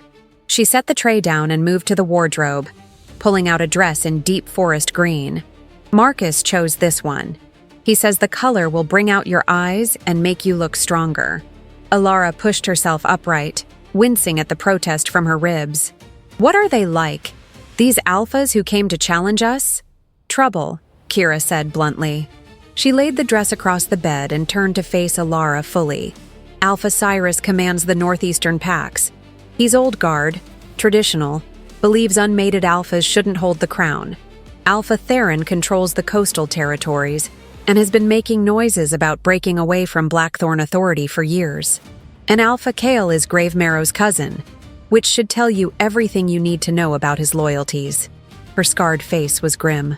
They've come together specifically to test you, to find weakness they can exploit. They'll be looking for any reason to claim you're unfit to be Luna. "So no pressure then," Ilara muttered, forcing herself out of bed. Her legs trembled but held. She moved to the breakfast tray and made herself eat, knowing she'd need the strength. Kira watched her with something like approval. "You shifted last night." Rowan told Marcus, and Marcus informed the senior staff. "Word is already spreading through the keep. That's going to work in your favor today. It proves you're not completely broken, that your wolf still exists." She paused. "How do you feel? About the shift?" Ilara considered the question while chewing bread that tasted like dust. "Terrified, exhilarated, like I found something I didn't know I'd lost." She met Kira's eyes. "My wolf wanted to run, to leave. For a moment I thought she might not come back, but she did. That's what matters." Kira's expression softened fractionally. "The first shift after trauma is always the hardest. It gets easier. Not easy, but easier." She gestured toward the bathing chamber. "Wash up. I'll help you dress. We need you looking like a queen, not a frightened girl." An hour later, Ilara stood before the mirror, barely recognizing herself. The green dress fit perfectly, clinging to curves she'd forgotten she had, and flowing in elegant lines to the floor. Her dark hair had been pulled back from her face and woven with silver thread that caught the light. Kira had shown her how to apply subtle cosmetics that emphasized her eyes and hid the shadows beneath them. She looked regal, powerful, like someone who could stand beside an Alpha King and not be diminished by comparison. She looked like a lie. "Stop that," Kira said sharply, reading her expression. "You're not a fraud. You're Ilara Thornwood, last of the Mooncrest bloodline, daughter of Alphas going back 500 years. That girl in the mirror has survived things that would have killed most wolves. Own it." Ilara wanted to argue but didn't have the energy. Instead, she straightened her spine and lifted her chin, practicing the mask of confidence until it felt almost natural. Kira nodded approval and led her from the chambers, 2 guards falling into step behind them as they descended the tower stairs. The Great Hall was located at the heart of the keep, a massive space with vaulted ceilings and walls hung with banners representing the various packs under Blackthorn authority. Sunlight streamed through high windows, illuminating a long table where Rowan sat at the head with 3 other alphas arrayed to his left. They all stood as Alara entered, and she felt the weight of their assessment like physical touch. Rowan moved immediately to her side, his hand finding the small of her back in a gesture that was becoming familiar. Through the bond, she could feel his tension, the careful control he was exerting over his wolf. "Alara," he said formally, "allow me to introduce Alpha Cyrus of the Northeast Pax, Alpha Theron of the Coastal Territories, and Alpha Kale of the Eastern Reaches." Alara studied them one by one. Cyrus was ancient, his face weathered and his hair white as snow, but his eyes were sharp and assessing. Theron was younger, maybe 40, with the lean build of someone who spent more time on ships than land. And Kale was closest to Rowan's age, dark and handsome in a way that made Alara think of poisoned honey. His resemblance to descriptions she'd heard of Gravemarrow made her skin crawl. "My lady," Cyrus said, his voice carrying the weight of decades, "forgive the earliness of our visit. We heard news of your arrival, and felt it prudent to welcome you personally." The words were courteous, but his tone suggested anything but welcome. "I'm honored by your attention," Alara replied, keeping her voice steady. "Though I confess I'm still adjusting to all of this. A week ago, I was serving drinks in Silverbridge. Now I'm standing in Blackthorn Keep being assessed by alphas. It's been a dramatic transition." Theron's eyebrows rose. "You're refreshingly honest, my lady. Most would try to pretend they've been preparing for this role their whole lives. I've never been good at pretending." Alara allowed herself a small smile. "My mother used to say I had no talent for deception. She was right." "Your mother was Alpha Moira of Mooncrest," Kyle said, his voice smooth as silk and just as cold. "A powerful woman by all accounts. Killed along with the rest of your pack 10 years ago. My cousin Cassius has always maintained it was a territorial dispute that turned violent, an unfortunate accident." The lie was so blatant, so insulting, that Alara felt her wolf surge forward with protective fury. She locked it down with effort, feeling Rowan's hand press warningly against her back. "Your cousin is a liar and a murderer," she said quietly. "What happened at Mooncrest was no accident. It was a massacre. He killed my family, destroyed my pack, and has spent the last decade hunting survivors to silence anyone who might challenge his version of events." Silence fell across the hall. Kyle's expression hardened. "Those are serious accusations to level without proof." "I am the proof," Alara said, her voice gaining strength. "I was there. I hid in the cellar while my family died above me. I heard their screams. I smelled the smoke. And I saw your cousin's wolves prowling through the ruins afterward, searching for anyone they'd missed." She took a step forward, breaking contact with Rowan, her eyes locked on Kale. "So don't stand there and insult my intelligence by calling it an accident. We both know what Gravemarrow is." Rowan's hand found her arm, gently pulling her back. "Alara," his voice was quiet, but firm. She subsided, recognizing that she'd pushed as hard as she could without triggering an outright confrontation. Rowan turned his attention to Kale. "Your cousin's actions are well documented. The massacre at Mooncrest violated every treaty and law governing pack behavior. The fact that he hasn't faced justice for it is a failure I intend to correct." "Bold words," Kale replied, his smile sharp. "But words don't win wars, my king. And if you intend to move against Gravemarrow, you'll need more than a traumatized Omega who's been hiding among humans for a decade." The casual dismissal made Alara's blood boil, but before she could respond, Cyrus spoke up. "Perhaps we should address the real reason we're here.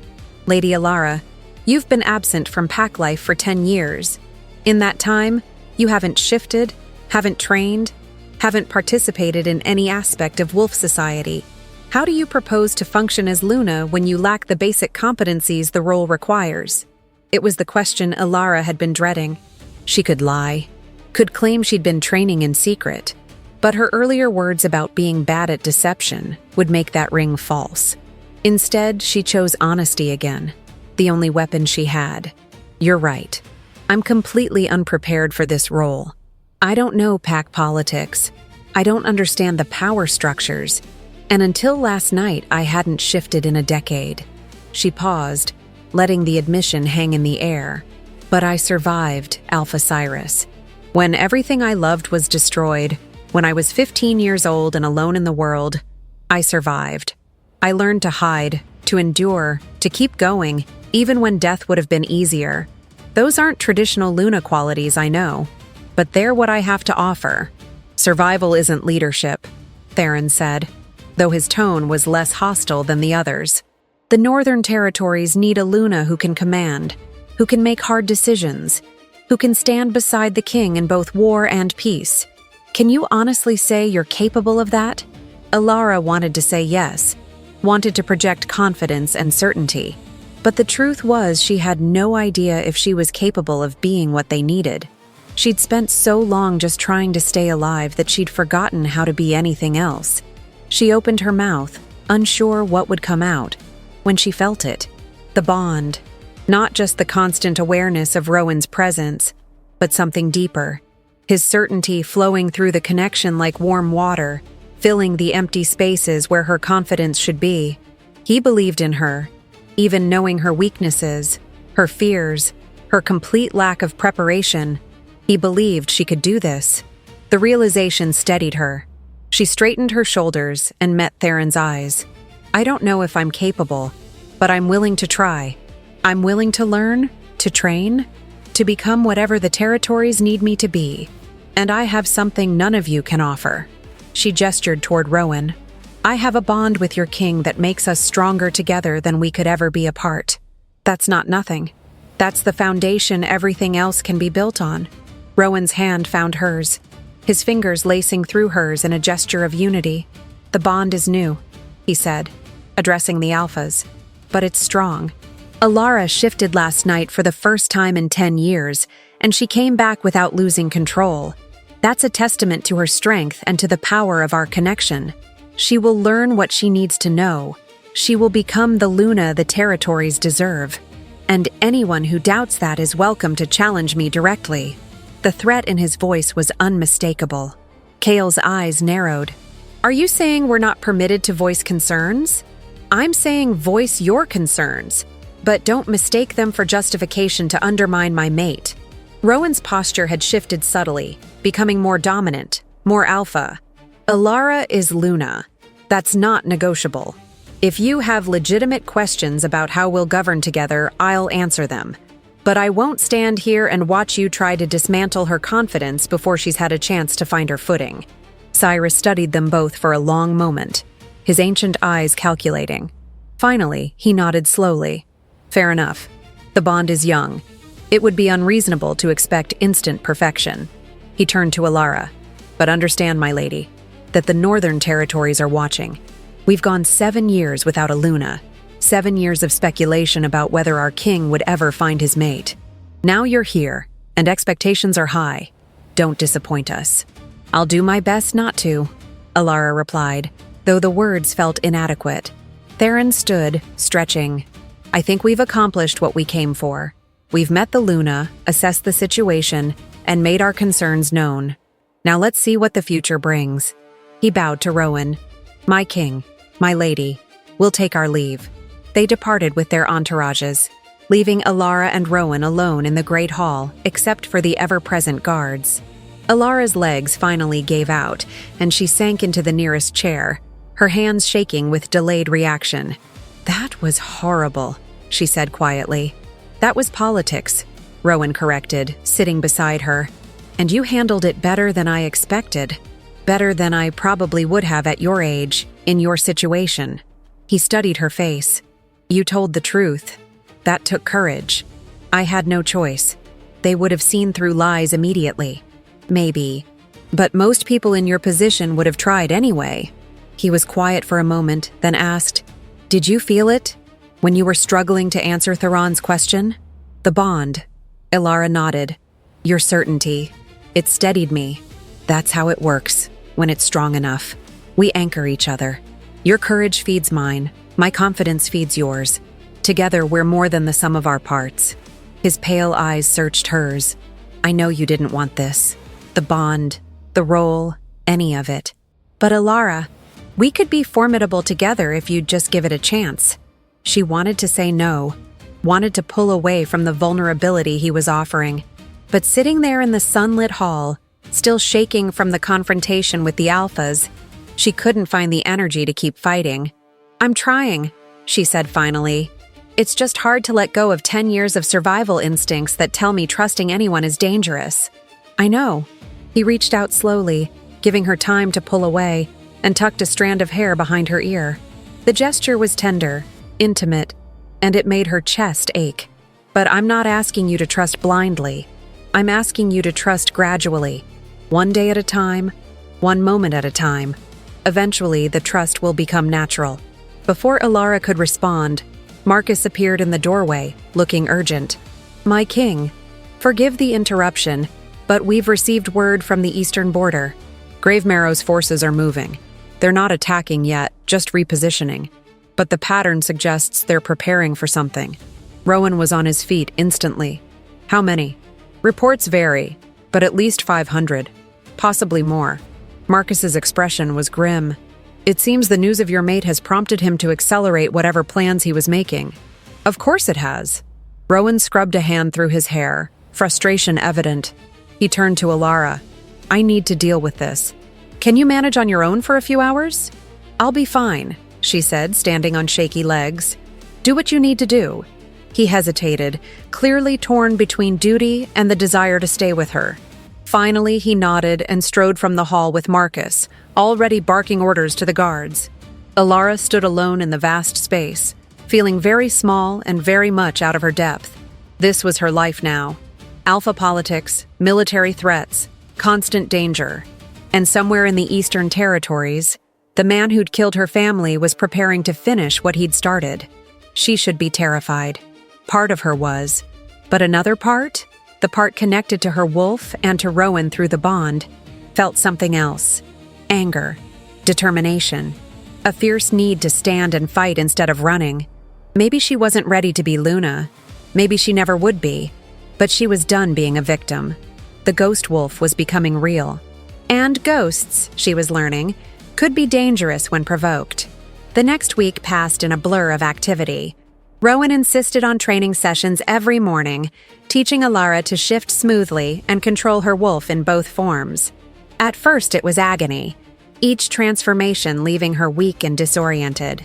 But gradually it became easier, the changes flowing more naturally, until she could shift without losing consciousness or her sense of self. Her wolf was still skittish, still prone to panic when cornered, but she was learning to trust that Rowan would always bring her back.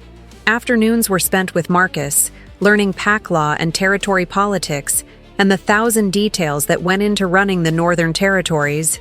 He was a patient teacher, never making her feel stupid for not knowing things everyone else considered basic.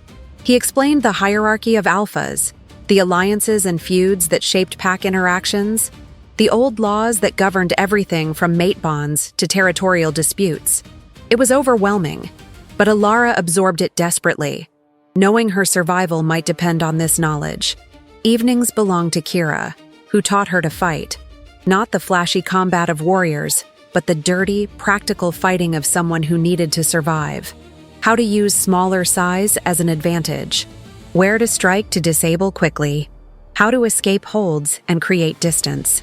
Alara collected bruises like badges of honor, and every ache reminded her that she was getting stronger. Rowan joined her for dinner most nights, and slowly, gradually, they began to know each other.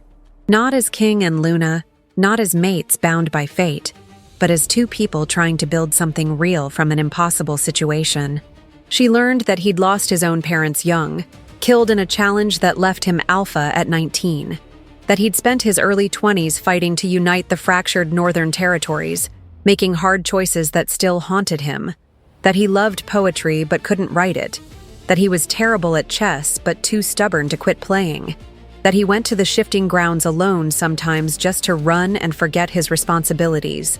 He learned that she'd loved books as a child, that she'd wanted to be a healer before Mooncrest fell, that she still had nightmares about fire and smoke, that she'd taught herself to play the flute during her years in Silverbridge, but hadn't touched one since coming to the keep, that she missed the simplicity of her old life, even as she recognized she could never return to it. The bond strengthened between them, becoming less an intrusion and more a comfort. She could find him anywhere in the keep now, sense his moods, feel the steady pulse of his presence like a second heartbeat. And she knew he felt the same, that her emotions colored his day, just as his colored hers. But through it all, the threat of Gravemarrow hung over them like a storm waiting to break. Reports came daily of his forces massing, of scouts probing Blackthorn defenses, of whispers that he was gathering allies for a final push against Rowan's authority. The Alphas who'd visited had returned to their territories, but Alara knew they were watching, waiting to see if she would prove strong enough to stand beside their king when war came.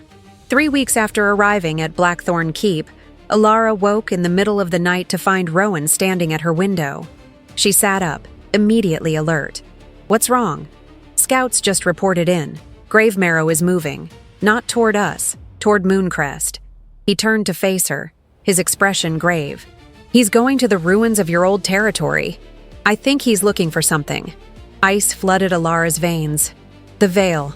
He thinks there might be records of the formula at Mooncrest, something I missed when I fled."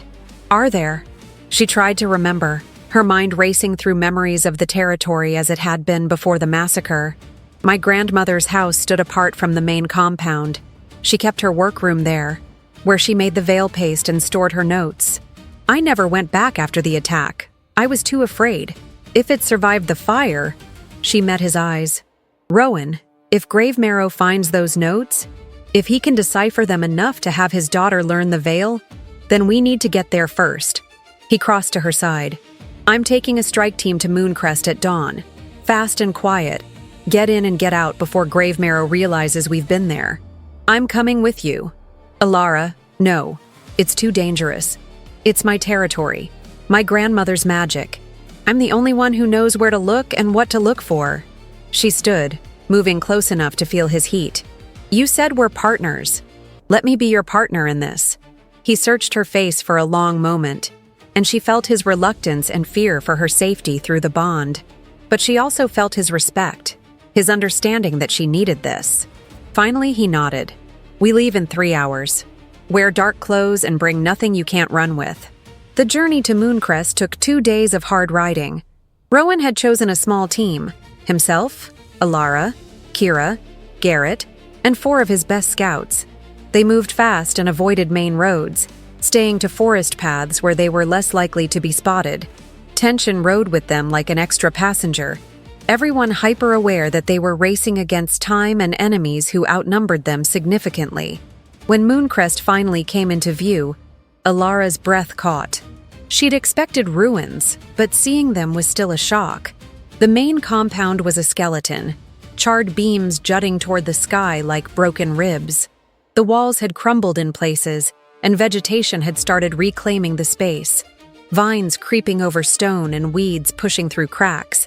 A decade had passed, but the air still smelled faintly of smoke and old death. "Where's your grandmother's house?" Rowan asked quietly. Alara pointed toward the forest edge. "Through those trees. About a 1/4 mile. It was deliberately separated from the main territory for privacy." She hesitated. "My father and grandmother didn't get along. He thought her old magic was superstition. She thought he was too arrogant. The distance suited them both. They moved through the ruins in silence, weapons drawn, alert for any sign of Gravemarrow's forces. But the territory was empty, the only sounds coming from birds and wind. Alara led them through paths she'd walked 1,000 times as a child, her memory guiding them unerringly, even though everything looked different, overgrown and wild. Her grandmother's house had survived better than the main compound, protected by the forest canopy and built from stone rather than wood. The door hung crooked on its hinges, and the windows were dark with grime, but the structure was intact. Alara pushed inside, her heart hammering, and stopped in the center of what had been her grandmother's workroom. Everything was as she remembered. The long table where Mira Thornheart had mixed her remedies and woven her magic. The shelves lined with jars and bottles, most of them broken now, but some still sealed.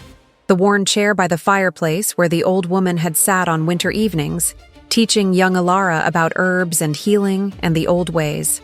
Dust covered everything like a shroud, and decay had set in after years of abandonment, but the bones of the place remained. Her notes would be in the desk, Alara said, moving toward the heavy piece of furniture in the corner. She pulled at drawers, but most were stuck, swollen with moisture. Garrett stepped forward with a knife, prying them open one by one. The first few contained nothing useful, just old letters and household records. But the fourth drawer held a leather-bound journal, its pages yellowed but intact. Alara opened it with shaking hands and recognized her grandmother's spidery handwriting immediately. The Thornheart Veil, the first page read. A legacy for those with the blood to use it. She flipped through pages detailing the formula, the gathering times, the preparation rituals. Everything someone would need to recreate the veil paste. This is it, she breathed. This is what Grave Marrow is looking for. Then we take it and destroy this place, Rowan said. Leave nothing for him to find. They searched quickly, gathering anything that looked important and piling it in the center of the room. Alara found 2 more journals, sketches of herbs and magical diagrams that made no sense to her but might to someone with the knowledge. She added them to the pile, feeling like she was betraying her grandmother by stealing her life's work. But better to preserve it in Blackthorn Keep than let it fall into Grave Marrow's hands. Kira appeared in the doorway, her expression urgent. Movement to the east. At least 20 wolves, moving this way fast. We need to leave now. Rowan moved immediately, gathering the journals and passing them to Garrett. Can you burn this place? Make it look natural, like the old damage finally collapsed it. On it, Kira said, already pulling materials from her pack. They evacuated quickly, Alara taking one last look at her grandmother's workroom before Kira set the fire. As they mounted their horses and rode hard toward the forest cover, she saw smoke beginning to rise behind them.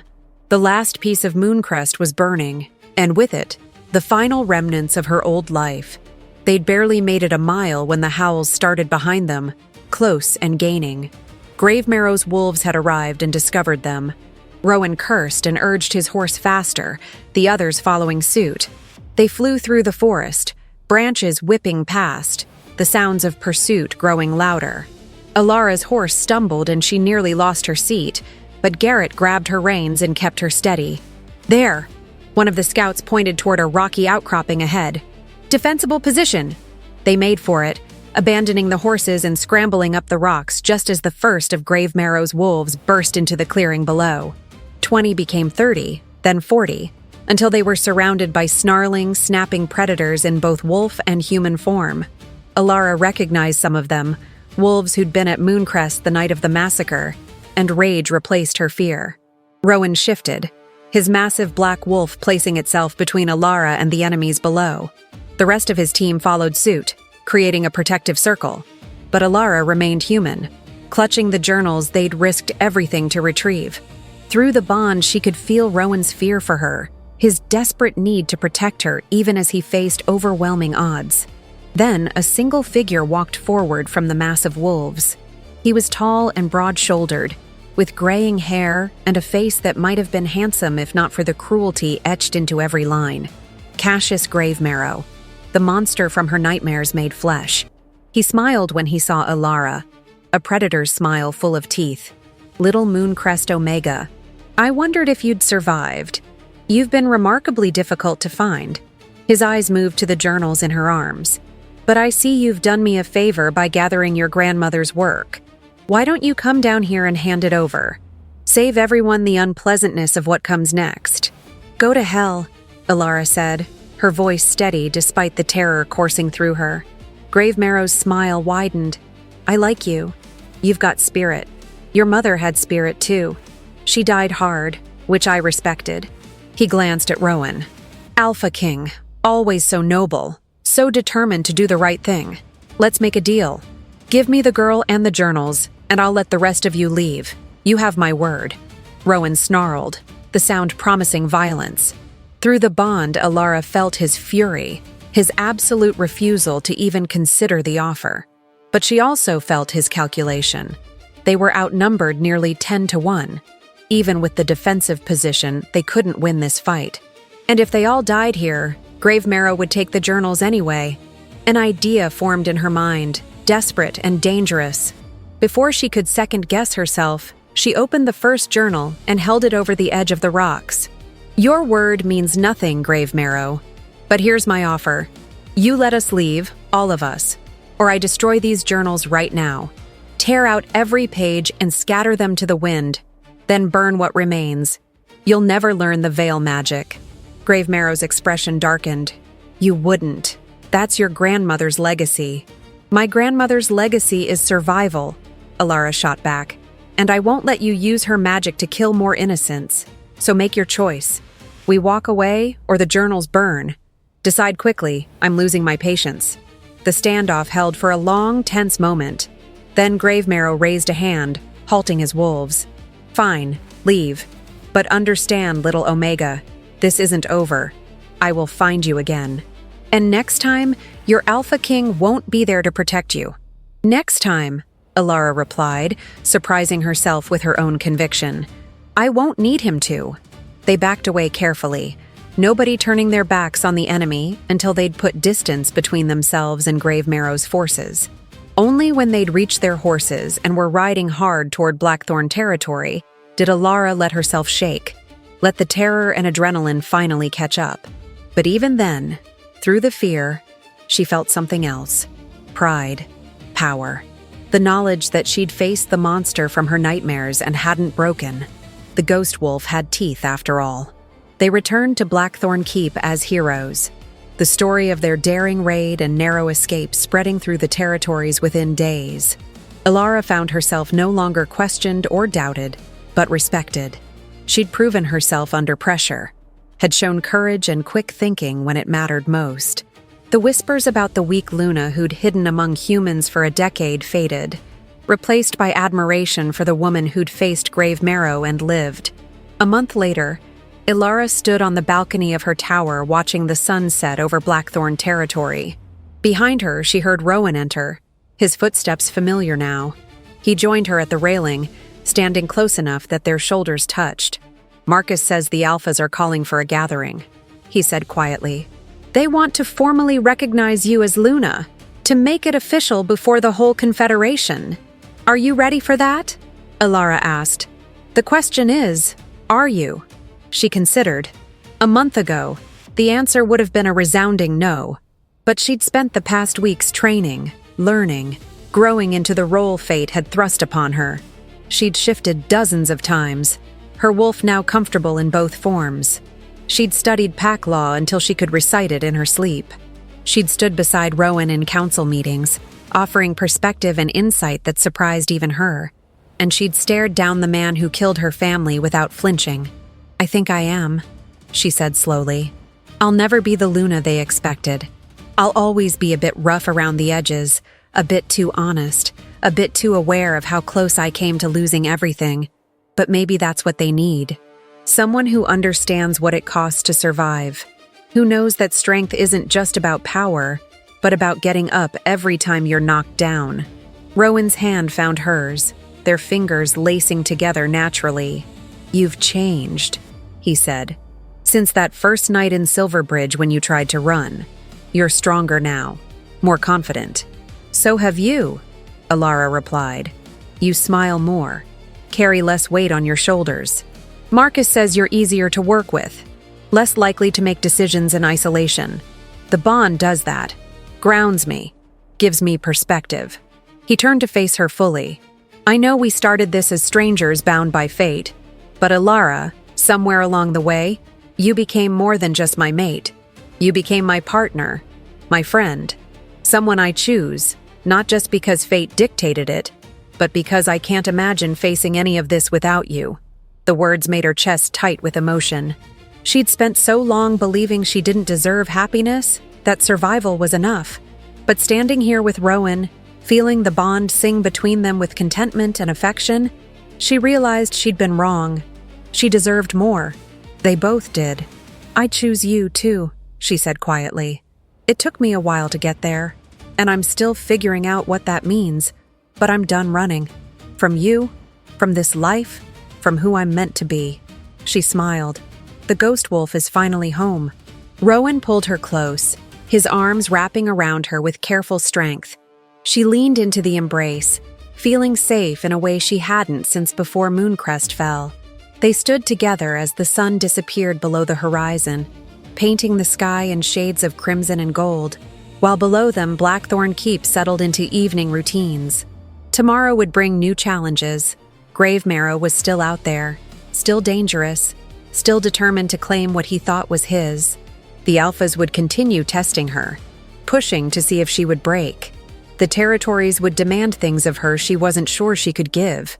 But for tonight, standing in her mate's arms with the bond glowing warm and steady between them, Alara Thornwood felt something she'd thought lost forever.